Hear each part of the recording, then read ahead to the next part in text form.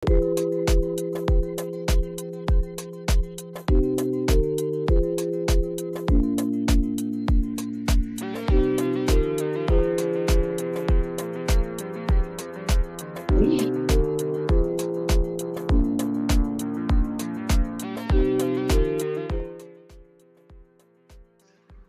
family, welcome to Blacklogic. So today we're going to talk about two major topics. We're going to talk about how Republicans also pander to Black Americans, as well as the Black American culture and what we have innovated and invented for this country.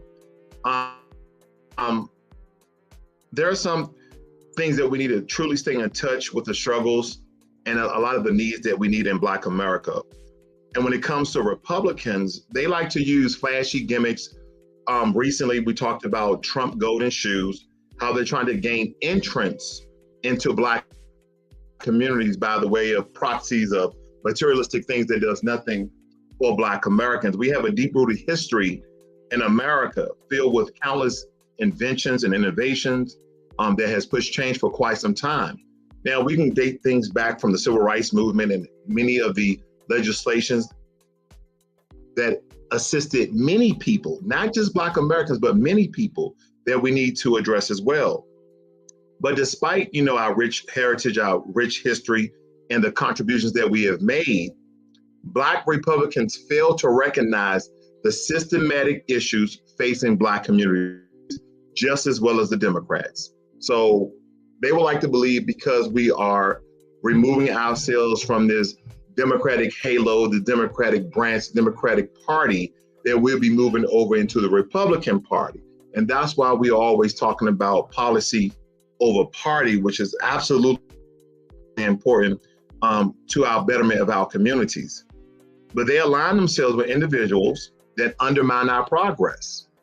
They undermine our progress because some people may give anecdotal things that Trump has done. Oh, he gave HBCUs more money than any American president. Let's take, for instance, that was true. How does that help the Black collective? How many immigrants go to HBCUs? When I went to my son's graduation, I think it was 2 years ago, I think it was about 3% non-Black American, okay? Now, I know some people say, well, it'll still help to reduce the amount of costs for people going to school, but listen, we still have to pay for college. And college is not free. And then a counter argument could be that Joe Biden is reducing or wiping away or relieving student debt for Black Americans. But again, he's doing that for everyone else. And another part about Donald Trump allocating additional funds for HBCUs, he also did that for Hispanic institutions and PWIs as well. No one is pointing those things out. But see, the rise in white supremacy and hate crimes is undeniably a reality of Black Americans. I know you guys been listening to, or you guys came upon that recent story of a young man out of Georgia who was dating a white woman who quite recently was found hung in a well-known path in Georgia. So these are some of the things that kind of surround that sort of Republican MAGA white-based crowd, not stating all of them are racist or prejudiced or somehow have white privilege. I'm not stating that, but these things need to be addressed and they need to be talked about, okay? But going back to police brutality, to the actions of extremist groups, our community continues to face violence and discrimination on a daily basis. And let's not forget Trump's own words.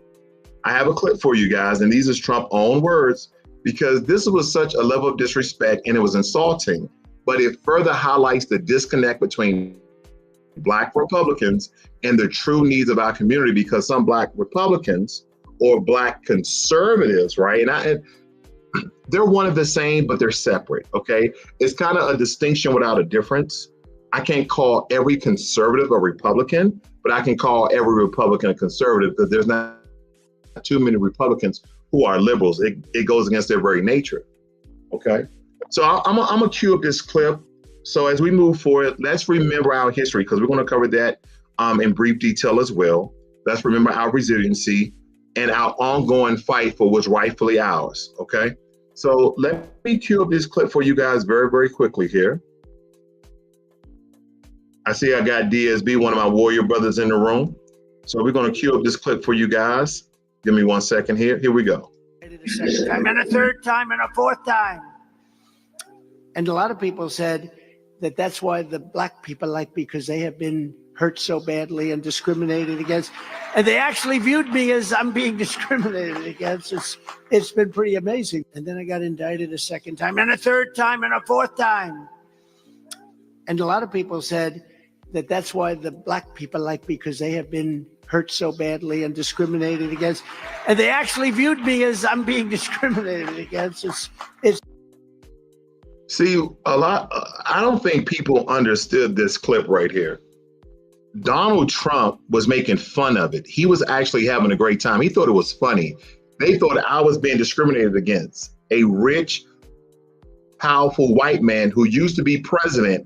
Black people are so ignorant. Black people are so stupid that they believe that I was being discriminated against. No matter all the allegations that they have against me and some tangible proof and evidence that could convict me, but they won't, okay? Because we know we understand that he benefits from the system of white supremacy as well as white privilege. But see, a lot of times when people remove themselves from one belief system, they then have to transform and change and move to another belief system. Just because you're no longer voting Democrat doesn't automatically haphazardly have you to vote Republican. That's asinine. We're just going from one slave master to another slave master, from one plantation to another plantation. We're just transforming and transferring our belief system because we just have to vote. We just have to believe in something. We just have to follow something. Let me play that one more time. I don't think you guys heard this. Look at the candor. Look at the laughter in this. It's been pretty amazing. And then I got indicted a second time and a third time and a fourth time. And a lot of people said that that's why the black people like me, because they have been hurt so badly and discriminated against. And they actually viewed me as I'm being discriminated against. It's been pretty amazing. And then I got indicted a second time and a third time and a fourth time. And a lot of people said that that's why the black people like me, because they have been hurt so badly and discriminated against. And they actually viewed me as I'm being discriminated against. It's been pretty amazing. I think what he meant to say, it's been pretty funny that they believe me, Donald J. Trump, has been indicted 3, 4, 5, 6, 7, 8, 9, 10, 11 times. And they think that I'm being discriminated against. How silly is that? That's what I got from that family. I don't know what you guys got from it. But that is exactly what I got from it. From Trump's golden shoes, some black Republicans parade around in these flashy kicks, thinking they can buy their way into our black communities. So black people are connecting with Trump because of his multiple allegations, his multiple indictments, and now his golden high top sneakers. Well, let me tell the MAGA group, let me tell the so-called black Republicans, let me tell Donald Trump that the black American community is not some monolithic entity easily swayed by a pair of sneakers or simply the fact that you've been indicted on alleged crimes. We have a rich and diverse culture rooted in our history of resilience, creativity, and innovation, and we're not easily moved by a person who allegedly committed multiple crimes and the person creating golden shoes to probably relate to black people, probably, allegedly. Because when you think about our history, family, when you think about our contributions, black Americans have contributed immensely to American society. But you have people on the right and the left to denigrate, to dilute, to dissolve some of the things that we have done. Now, I know you guys are familiar with Gerard Morgan, right? The one who created an innovative traffic light that had the third light, not just the one they had over in England with the red and the green, but Gerard Morgan created the traffic light that had the green, yellow, and red to have them essentially slow down. We've talked about Marion Van Braun's home security system, the blood bank by Dr. Charles Drew. What about the gentleman, what's his name? Dr. Daniel Hill Williams, who did the open heart surgery. There's just a few examples of invaluable contributions that our people have made in this country. And we cannot forget about changes we have inspired and fought for through the Civil Rights Act of 1964, the Voting Rights Act of 1965. And here's something, the Democrats will have you to believe that we don't have voting rights, that voter ID laws are discriminatory. I don't believe so. I really want you guys to think you're voting for the most powerful position in the country. And the only thing they require you is to have an ID. Anything else in life that you have to verify who you are, you need an ID. But when you go vote for the most powerful position, you don't need no ID. That's why there's now stories coming out stating that there were illegal immigrants voting for Joe Biden. Go check it out, family. We also helped pair part of a legislation act that helped pass fair housing that was done in 1968. Where all the monumental piece of legislation that was pushed forward by the Black community, ties of activism, people on the ground beating the drum, stumping the pavement. But despite our contributions and struggles, we still face white supremacy hate crimes. In the midst of all of these things that's occurring, have we got a protection from the federal government, from the state government? Absolutely not. Why is that? Because from police brutality to attacks by white supremacist groups, foundational Black Americans are constantly targeted. And what does Trump do? What does Biden do? What legislation have they brought forth? Some people will state that Donald Trump exacerbates the problem by emboldening these hate groups, even going as far as suggesting that Black people like him because of his alleged crimes. This is unacceptable. And this is why I told you I don't toe the line on each party. That Black empowerment should be our political party, the empowerment of ourselves. I urge you guys to see through the facade of those who are using flashy gimmicks to deceive us. And we shouldn't be fooled by empty gestures or tokenism, because that is what all of this is. We should be celebrating our culture. We should be demanding justice for our communities and hold these politicians who pander to Black Americans accountable, and those who perpetuate hate and oppression. Because this is asinine, it's a bunch of symbolism that they're trying to ignore our real problems. And when they talk about monolithic, they should really be talking about us being on code and having an agenda moving forward, and not just rendering or surrendering our vote to a political party who panders to us. Would it be Joe Biden going to a Black family household, bringing them fried chicken while he eats a cheeseburger, or Donald Trump making some damn golden shoes and him being indicted, talking about Black people like him because he's been indicted? I don't think you guys see what I see, but the family, I have another one I'll see up for you real quick. We want to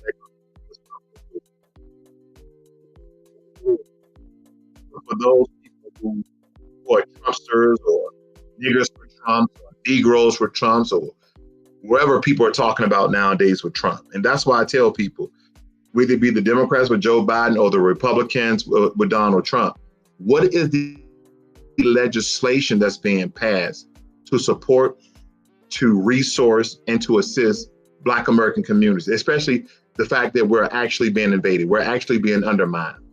And for quite some time, people say, oh, people are just going to say, oh, they're taking Black American jobs. Oh, Lord. Listen to this one, family. This is crazy. This one is absolutely crazy. He's a great guy. Good. These lights are so bright in my eyes that I can't see too many people out there. But I can only see the black ones. I can't see any white ones. You see? That's how far I've come. That's how far I've come. That's a long way, isn't it? We've all seen the mugshot. And you know who embraced it more than anybody else? The Black population. It's incredible. You see Black people walking around with my mugshot. You know, they do shirts and they sell them for $19 a piece. It's pretty amazing. Family, how stupid is this? Can we hear that? Can we hear this one more time? Now, he made this racial slur. He made this racial joke, and he thought it was quite hilarious. He was stating the lights were so bright inside of his face that he really couldn't see anything except for the black people. Why even say that? And then you're going to have a lot of black people who are getting on the Trump train, who's always been Trump 2024, and they stole the election. You're going to have all these people come out the woodwork and talking about, oh man, he an old white man. He probably thought it was funny. They give excuses for white supremacy. They give excuses for racist jokes. They give excuses for racist trolley train jokes. I mean, I just don't get it. They're telling us who they are and what they are, and by their non-actions, what they're not going to do. Let's listen to this one more time. Mark, where are you? Where's Mark? He's a great guy. Good.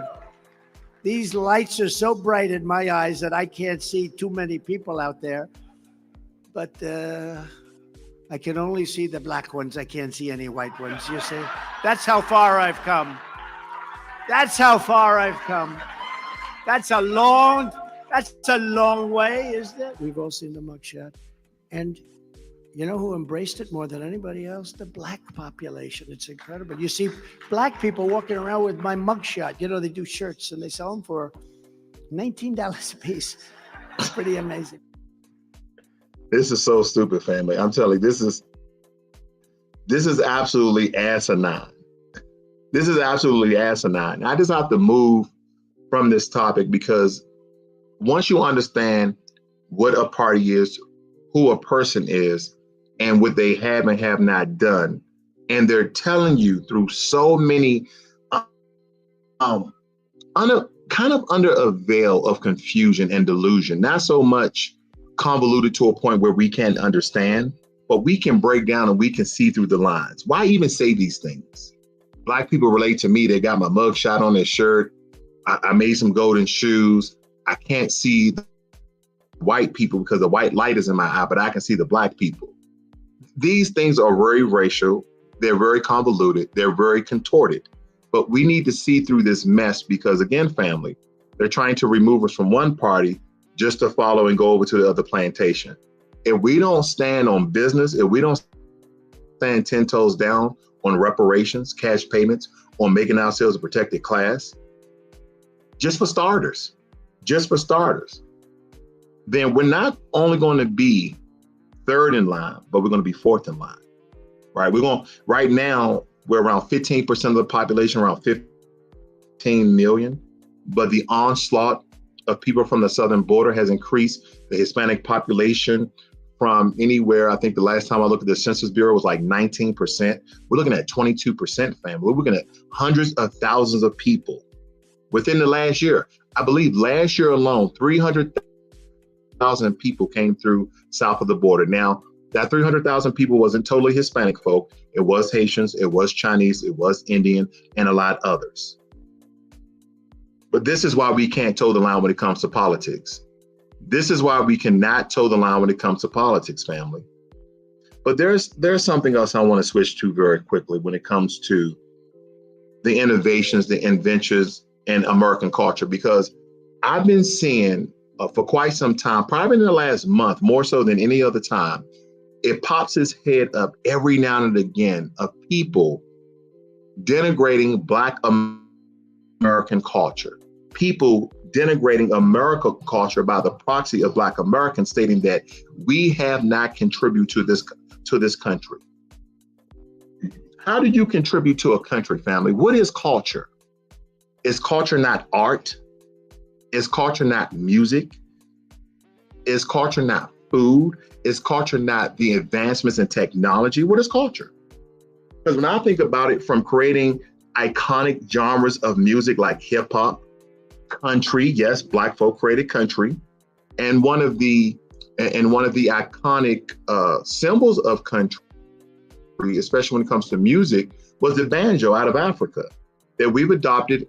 And then, I forget some of the names here, family. But even Jimmy Rogers stated that he learned country music from Black folk that was enslaved. So hip hop, country, jazz, blues, R&B, to inventing a wide range of products and technologies that has revolutionized the world. Black Americans have been at the forefront of creativity and ingenuity. Now, did you guys know that Black Americans were the masterminds behind inventions like, and I know you guys know this, right? Potato chips, the Super Soaker with Lonnie Johnson, the first blueprint for an airship that was passed and approved before the Wright brothers, the soybean, and also the Farmer's Almanac by the way of Benjamin Banneker. Okay, we've made great strides when it comes, great innovations, great inventions, and contributed to the American society as well as the culture. Not to mention the important role that we have played in important moments in history, such as to pass, as we stated before, the Civil Rights Bills, building America's infrastructure. We're going to go over that a little bit, from the railroad to the Capitol building, and shaping the skylines of numerous American cities, despite facing oppression and discrimination along the entire way. We were getting killed, hung, beaten, incarcerated wrongfully, all the while we were building America. We have preserved through events like the Red Summer of 1919, right? And this happened even before Tulsa, Oklahoma of 1921, when majority of these Black prominent towns and Black business districts were destroyed. Because Tulsa, Oklahoma came 2 years after the Red Summer of 1919. Look that up. What about the destruction of all the Black Wall Streets? I mean, there was a Black Wall Street in Raleigh. They had Black Wall Streets all around the country, family, not just in Tulsa, Oklahoma. We haven't mentioned all the multiple massacres, all of the towns that was flooded. The list goes on and on and on. They also have to contend with redlining, okay? They haven't really put that on the forefront, redlining, and now gentrification. And the theft of a lot of our ancestors' land. It's a well-known fact that even during slavery, slave masters often stole credit for inventions and innovations of Black people, of our ancestors. Of course, you guys are familiar with Lewis Latimer, who invented the carbon filament, which was crucial in the creation of the light bulb. And a lot of people give him credit for the light bulb because without the filament, you don't have a light. Okay, the rest of the light bulb is probably some threading, a glass casing, and that's, pretty much it as far as my recollection, from far as I can remember. What about Gerd Morgan with the smoke hood, also known as the modern gas mask? These are just a few examples of some of the contributions that our ancestors have made to modernize not only America, but the world. So the next time you enjoy a tune, a rap, a beat, a tempo, okay? Take a moment to appreciate the incredible impact that foundational Black Americans have made to our society, and not just America, but to the world. Because we're now seeing a lot of Asians do their hair in cornrows. A lot of Asians are now rapping.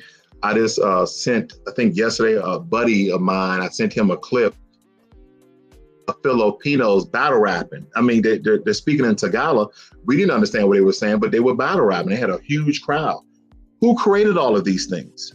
What would the world be without hip hop? What would the world be without jazz? What would the world be without country, without blues, without R&B? It would be a very boring place. And when people don't understand, so hip hop is not just music, right? It's not just people rapping over a beat. It's not just graffiti on the wall, because we understand the first evolution of hip hop was for revolution. It was revolutionary music. It was a music of power. It's a family. Is there so much to take there? Let me point out a couple of things here. Got to share some things for you, because I have a couple of websites I want to share with you guys very quickly. Bear with me here. Trying to keep things in order. Let me see. Give me 1 second. Here we go. Now, I'm going to run through a couple of things here, family. It says Black Americans have invented many everyday items, including the clothes dryer. And here's another thing. A lot of people don't understand when you do things day in and day out, you have multiple ideas on how to solve a problem or how to make things easier. And if you ever been doing something at work or at home and you kept doing it, like, man, I know I can make this quicker. I know I can make this faster. I know I can make this easy, smarter, not harder.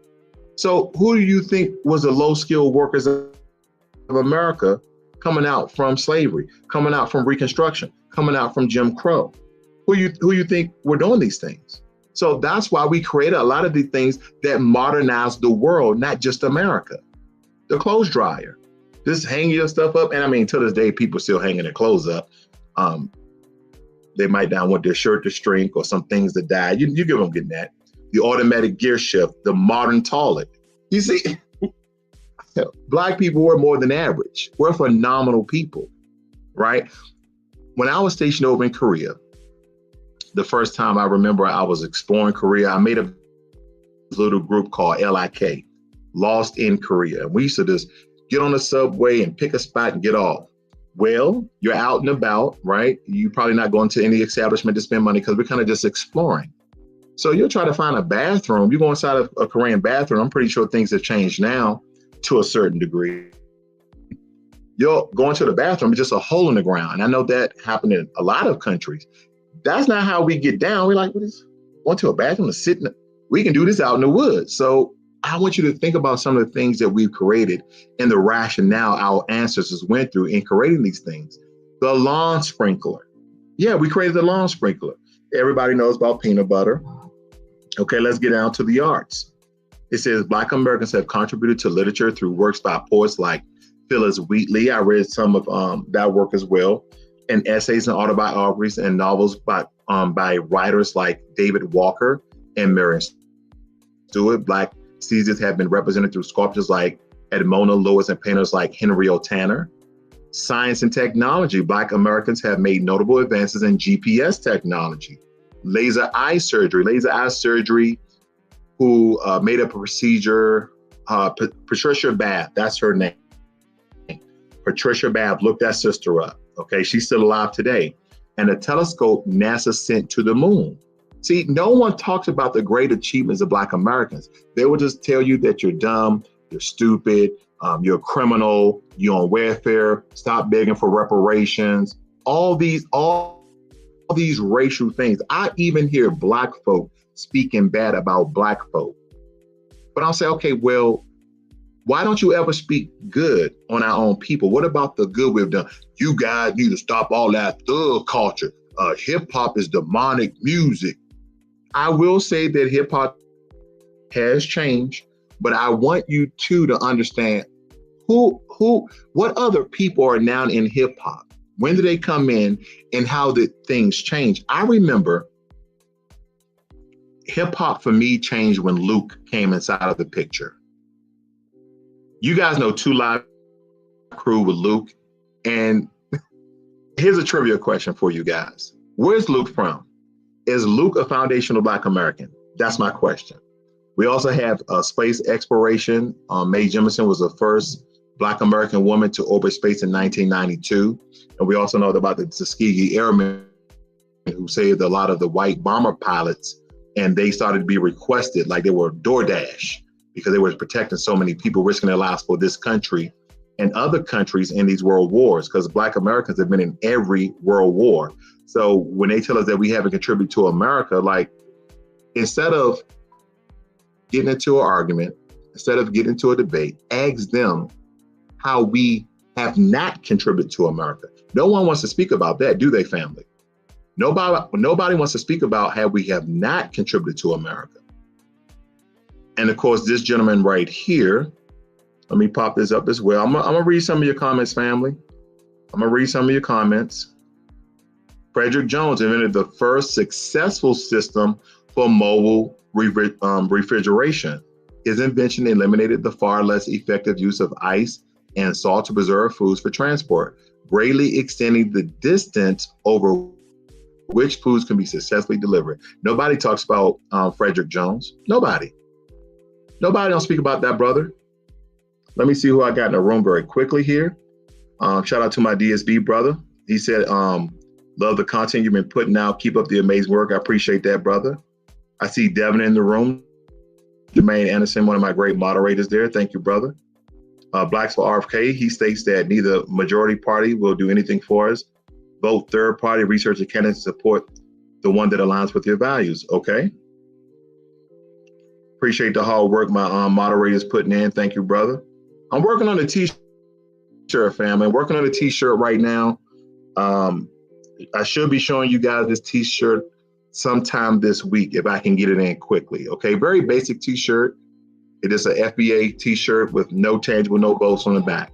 I want to see the take what you guys think about that particular t-shirt. See, Adventurer's Guide to Galaxy says, I'm just gonna call you Galaxy. You got a long name. It would be extra boring without what we brought. I absolutely agree. AB, thanks for the fire emojis. I appreciate that. AB also states the producers push this type of music. They do. They put the demonic drill and kill music at the top of the charts versus music of empowerment. Okay. Let me move on, family. Let me move on. I got some more things here to show you guys. Because I think that a lot of us, now I'm originally from Washington, D.C. So I know quite a bit of Black history, more so than other people who've lived on the West Coast. Because I know the West Coast by the way of, Washington, Oregon, and some parts of California, they don't really teach Black history. They teach MLK, George Washington Carver, maybe a couple of other people, but they don't go deep like this. Okay.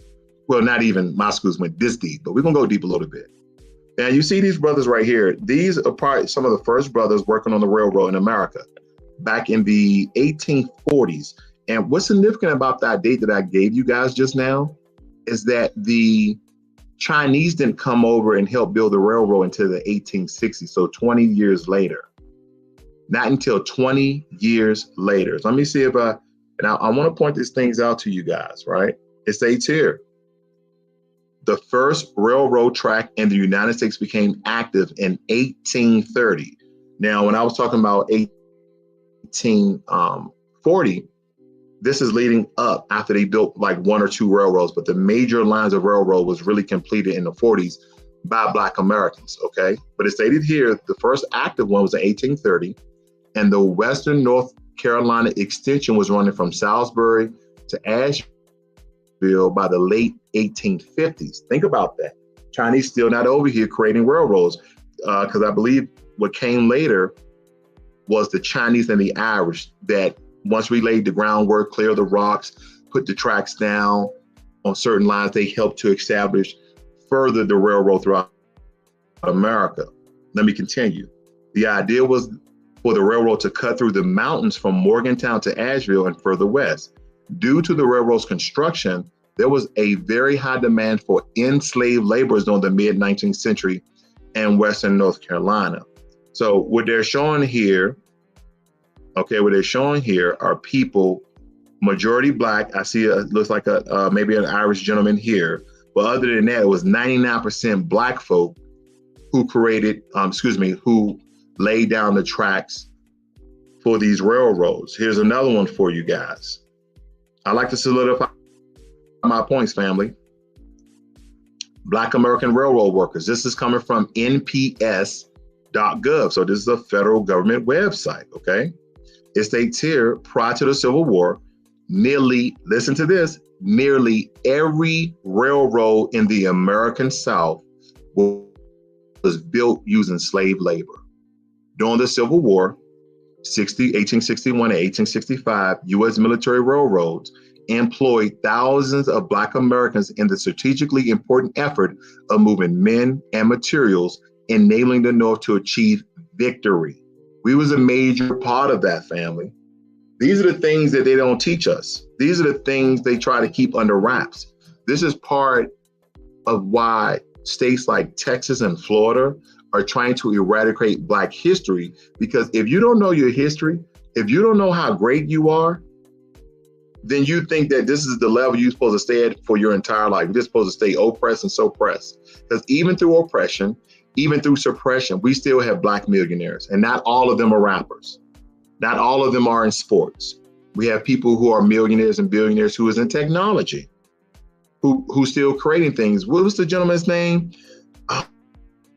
Just had it on the tip of my tongue, who created the AWG, the atmosphere water gatherer. He's the one who went out with his water machine that gathers the water molecules, the moisture out of the air, and create potable drinking water. We covered that not too long ago. I believe we covered that last week. But they don't want to tell you guys this information, family. Oh, hell no. They don't want to tell you none of this information. What about this? Because we talked about the railroads. Let me pop this up for you too as well. Give me a second. What about the highways? It states here, the War Department employed regiments of Black American engineers to help build roads during the Roosevelt administration. The word engineer, I think, family, a lot of times when we're doing well ourselves, we're not putting pressure, positive pressure on our kids to do well, not just in school, right? But guiding them in an industry, guiding them into a workforce, whether it be entrepreneurship or being part of a workforce that's ever changing. Are we pushing our kids to be mechanical and scientific and AI engineers and computer science engineers? This is the way of the world, okay? When it comes to technology, we are above Africa, we are above South America, we are above Australia, and in some regards, we're kind of meeting in the middle when it comes to Europe, but we're far behind countries like Japan, Korea, and China in some regards, even though China gets a lot of their inventions from Americans and they just kind of retrofit it and transform it and do some other things with it. But when it comes to advancement in technology, I'm trying to tell you, you go over to Japan, you go to Korea, you see some things you never saw before. You see a lot of inventions that you never seen before, okay? But yeah, it states here, in response to the attack on Pearl Harbor, President Roosevelt authorized the construction of a road to Alaska. More than a third, that means majority of the people were Black American. It says that more than a third of the 11,000 men who shipped north to build the road came from 3 all-Black regiments. Enslaved people also built roads, buildings, ports, and rail lines in American cities. However, some say the interstate highway system was built around Black neighborhoods, isolating people and cementing racial divides. So we were building the very highways that ended up separating and dividing us and making our neighborhoods worse than what they already were. That's what they're basically stating right there, family. We was part of our own demise. We was part of our own destruction. But I mean, we didn't know. We was doing it for jobs, and at the time, a lot of us was actually enslaved. Let me move on. It also states here, let's see the title, A Brief History of How Racism Shaped Interstate Highways. Some of the time, some of the time, yes, was actually the case. The highways were being built just as courts around the country were striking down traditional tools of racial segregation. So far, the courts were striking down the use of racial zoning to keep Black people in certain communities and white people in other communities. And so the highway development popped up at a time when the possibility of integration and housing was on the horizon. And so very intentionally, highways were sometimes built right on the formal boundary lines that we saw using during racial zoning. Sometimes community members asked the highway builders, listen to this, HOA, and a lot of people didn't understand that HOA was actually designed to keep Black people out of prominent neighborhoods. Look it up. I'm not making these things up, family. I told you on Blacklogic, we speak the truth from a Black perspective. Okay, that doesn't mean that we're telling lies. It's from a Black perspective, but this is the truth. Sometimes community members, HOA, ask the highway builders, okay, to create a barrier between their community and encroaching Black communities. Tell me what that's about. Tell me what that's about. Let me move on. I'm gonna address some of your comments, family. Let's see here. Moses West, that's his name. AB and Blacks for RFK, you're absolutely correct. Moses West, that's his name. Thank you. I appreciate you guys getting on that for me. Thank you very much. Thank you very, very much. Let me see here.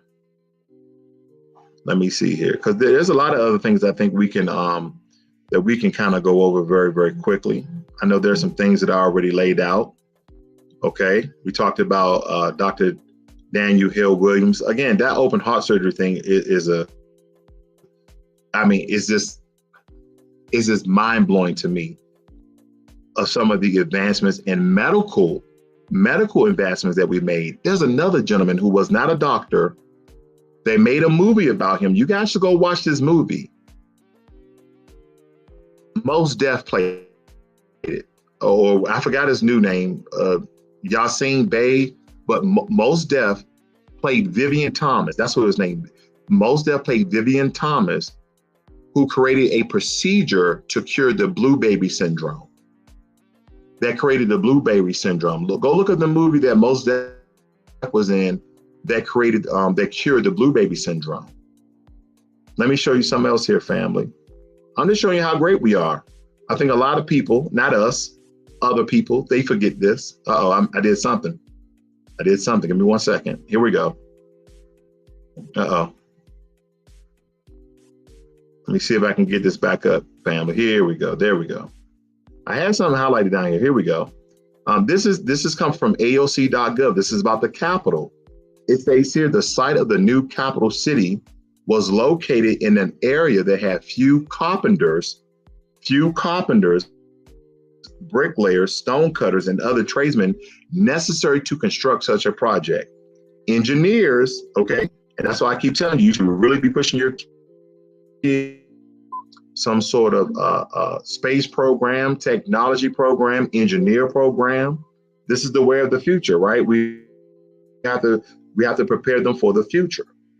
But it states here, engineers and architects were brought in from other areas, but the majority of the work fell upon the laborers in the area, who were comprised mostly of Black American slaves. These slaves, as well as other laborers, quarried the stone used for the floor walls and columns of the Capitol, saw both wood and stone, and became skilled in brick making and laying. Carpentry was also one of the more significant contributions slaves made to the construction of the Capitol, as they framed the roof and installed its shingle covering. What is significant about that? It didn't say, at the earlier part of this statement here, it stated that they were learning on the job when it came to cutting stone and things of that nature. But when it came to carpentry, read that last sentence, carpentry was also one of the more significant contributions slave made to the construction of the Capitol. That means that we already knew, because you'll get into some rooms, you'll talk to some people who are part of that system of white supremacy, who are very prejudiced, who have this white construct that white people came up with everything, they built everything. No, the slaves didn't know how to do this. How did they know how to do anything? There wasn't nothing in Africa. There was pyramids and all sorts of stone walls in Africa. Yeah. Our great ancestors from Africa knew how to build these things. That way, when the warrior brothers who were brought over on ships and those who were already here knew how to build things. Knew how to build things already. But they would have you believe that they taught us how to build these things so they wouldn't have to do it. Very untrue. Very untrue, family. Okay. Let me see what you guys are saying here in the chat. AB says, no wonder they want to ban books. It's like a level playing field. Is there a kryptonite? Absolutely. And see, this same information, family, you have to teach your children to inspire them, right? Because for some strange reason, I'll speak to some parents who go to, who children go to my son's school, and their kids are in every sport. Their kids are in every sport. Their kids are in basketball, football, track, soccer. And me and my wife, we made a decision. We said, hey, listen, You got two sports. We don't care what those sports is. He said, well, I know I'm not that good in football, so next year I'm gonna do basketball and I'm going to do soccer. Okay, son, go ahead and do that. You got two sports. You're not gonna play sports year round because we're gonna put you on some programs or you're gonna do some extra studying because we have a goal. His goal is all A's. He was on the AB honor roll. Now your goal is all A's. We don't got time for that. You're gonna be playing sports all. You can hurt your leg and pull your hamstring. You can bust your knee. Anything can happen in sports, family. You're not gonna be playing sports all year round. You're gonna get some of these programs. You're gonna do some extra studying. You're gonna take up a hobby. I don't know, but you're not gonna be in sports. No. I'm not anti-sport. I play college football, but you're not gonna be in sports all year long. Not happening. Let me share some other things with you guys very quickly. I see you over there, Blacks for RFK. I'm gonna address what you said, brother. All right, now I just want to point out a couple of things for those people who are not informed about some of the things that Black Americans have built in this country, okay? So the White House in Washington, D.C., our Black American ancestors built that, okay? Let me move on. The U.S. Capitol. And have you noticed a lot of these things are staples of America? These buildings are representations of America. When people think about America, they think about the White House. They think about the Capitol. Do they not? Let me move on. The Statue of Freedom atop the Capitol. And again, these are staples of America because people think about freedom as well. The Smithsonian Institute. Yeah, we built that building. And as my brother would say, doesn't that building look semi-Moorish? I remember one of our FBA brothers, Tariq Nasheed, was in a discussion with someone out of, I think it was out of Morocco. And he was stating that Moors wasn't Black. And family, if you go and search in Google, how did Moors look? You're gonna see a bunch of Black people. So the white people line on the white people about Moors. So it's just hilarious to me. But nonetheless, I digress with that. But the Smithsonian Institute, Wall Street, look, all the billions and trillions of dollars that transfer through Wall Street. And here's another thing. Out of all the things that we've built alone, our ancestors who were enslaved, they're still denying our claim for reparations. Think about that. America is a mega giant. Okay, it's a mega giant. Everybody wants to come to America. I want you to think about this, right?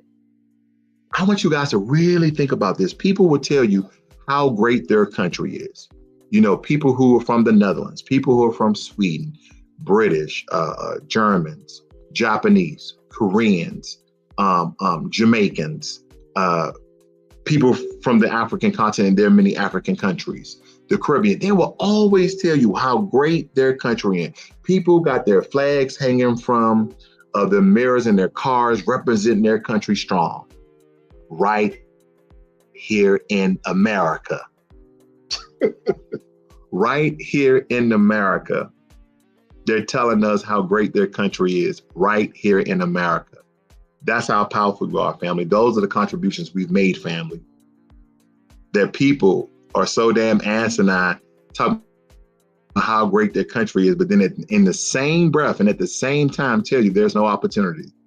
Tell you that they came over here for a better way of life. So tell me how your country is good again. Tell me how your country's great again. Yeah. We should be pouting our chests. We should be stumping our feet. We should be spinning and grinning. We should be doing all those things. So this is what our people have done, and we're still doing it. Like we mentioned earlier, Moses West. Okay, Trinity Church. I'm leaving churches alone, family. Francis Tyrant, leave that alone. A hall in Boston, blah. Fort Sumner in South Carolina, another staple in American history. Harvard Law School. Where's Harvard? What are reparations at Harvard? What it states here, Harvard Law School, built in 1817, was funded by Isaac Royal, a slave owner A lot of his wealth came from the black slaves he had working on sugar plantation and farms. Castillo de San Marcos Fort in Florida, okay? George Washington University. Wow, I know a lot of you guys didn't know that. And I'm from DC. We learned that actually in DC history. It says in 1838, Jesuit priests who were founders of Georgetown University sold, listen to this, they said that the priest sold 272 slaves and used the money, which today is worth about $3.3 million, to pay off debts and build its campus. So any of you guys who know somebody who went to Georgetown or you went to Georgetown University, just know that our forefathers and ancestors built George Washington University. Also, the University of North Carolina in North Carolina. Okay, University of North Carolina in Chapel Hill is the oldest public university in the country, built in 1793. It harnessed slave labor to build many of its early structures. Slaves continued to maintain buildings on campus until 1865. They continue to maintain and build in North Carolina, Chapel Hill, until the day we was released from slavery. Another building in Virginia, another building in Virginia, another building in Virginia. All these things, family. All of these things.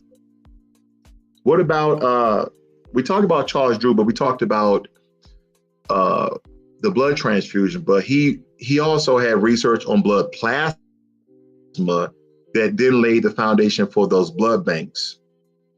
Okay, when we talk about innovations in arts and culture, let's not forget the Harlem Renaissance was a golden age of Black creativity, producing luminaries like Langston Hughes, Zora Neale Hurston, Duke Ellington. Their work not only enriched American culture, but also challenged the status quo and paved the way for future generations of Black artists. I'm just naming a couple, family. I know you guys got a whole Rolodex of all our Black greats and what we have done in every single genre of American culture. But innovation doesn't just happen in the lab or in the studio. It all happens on the streets, in the halls of power, in the front lines of social change.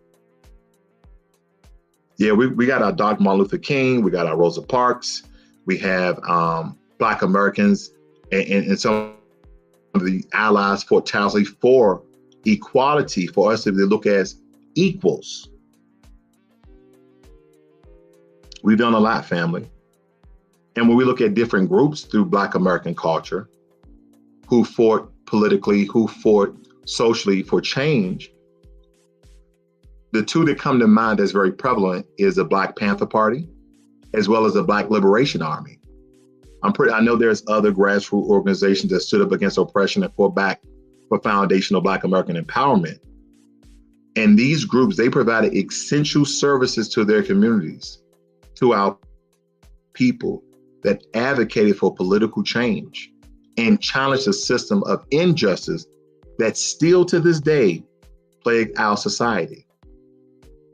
So when we think about activists, one of our great master teachers like Malcolm X, we can't forget other people like Angela Davis, Bell Hooks, Kimberly Crenshaw, leading the charge for racial equality and social justice. We can't forget none of these people. We have so many great people who put their lives on the line for us. They put their lives on the line for us so we can be here today. And through all the oppression, through slavery, through Jim Crow, through Reconstruction, through redlining, through gentrification, through the sinking of our towns and cities, through the massacres, through police brutality, we're still here inventing, we're still innovating, we're still contributing to this country today. And the only way they're going to recognize us as we continue to stand up and speak out. And that doesn't mean vote Democrat. That doesn't mean vote Republican.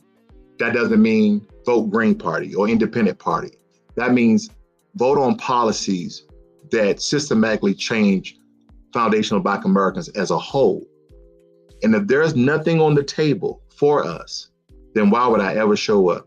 Why invite me to dinner and not even give me a plate? Why invite me for dinner and not even have a chair for me? I want you guys to think about that. Let me see what your comment's stating over here. I see my brother Afro Elite is in the room.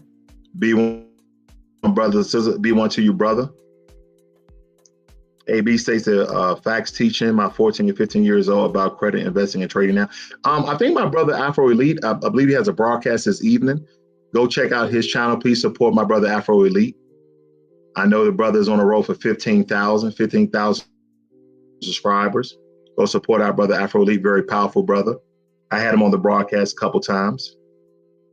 Jermaine Anderson, oh, you talking about? Thank you. I appreciate you, Jermaine. I appreciate you, brother. Good hard work. AB says, it seems like way more men are coming in than women and children. That's true. Kelly Carver says, the systems are forming inside of our bodies to the nerves and going to the brain. They're raping humanity. This turns into us. Okay, maybe I got to read that at a later time. Jigs says, what shape are your communities in again? You tell me, Jigs. You tell me. If you live in America, I believe everybody knows the shape of Black America in a lot of our communities. But the question is this, why are they in the conditions that they're in? That's the key. Not looking at the branch of the problem. What is the root of the problem? Oh, well, this Black community is plagued with drugs and violence. Why? Why is it? Well, the Blacks, they're dealing drugs and they're killing each other. Why are they doing that? And now we're only talking about 1 to 1.5% of the Black community. Majority of Black Americans, believe it or not, about 48% of Black Americans live in the middle class, even in some of these dilapidated communities that are unfortunately under democratic supervision. Blacks for RFK states that James Baldwin was a genius. I'm not your Negro. Yep, very powerful, very powerful. Let's see what Kelly Carter. Let me see if I can decipher this, family. I was used against my will as one of their guinea pigs to teach us. Okay. Again, I got to read that later. All right, let me read it. I'm going to try to decipher this last one from Kelly Carver. All mass shooters were taking antidepressants. Stop taking these drugs, people. Okay, all right. But yeah, family, that's what I have for you guys this afternoon. Thank you guys for joining me. I know a lot of you guys right out of church, but this is church. Black empowerment is a religion, okay? It is about empowerment of ourselves and do for selves. I thank you all for joining me here this afternoon. Please like, share, and subscribe this video, family. I think a lot of the history, brief history that we went over here today is just a pin drop of the great and wonderful things that we have done in America, because Black American culture is American culture, and it will not be erased. It will not be forgotten as long as there's people towing the line. As long as there are people towing the line like you and I, speaking truth to power, speaking up, and not letting no white supremacists, no suspected white supremacists ever say anything negative that we're not contributing to this great country that we call home. So the next time somebody tell you you should go back home, you like, this is my home. You should be going back to home to Europe. That's where you should be going. When we talk about true Americans, you're looking at them, family. Be one.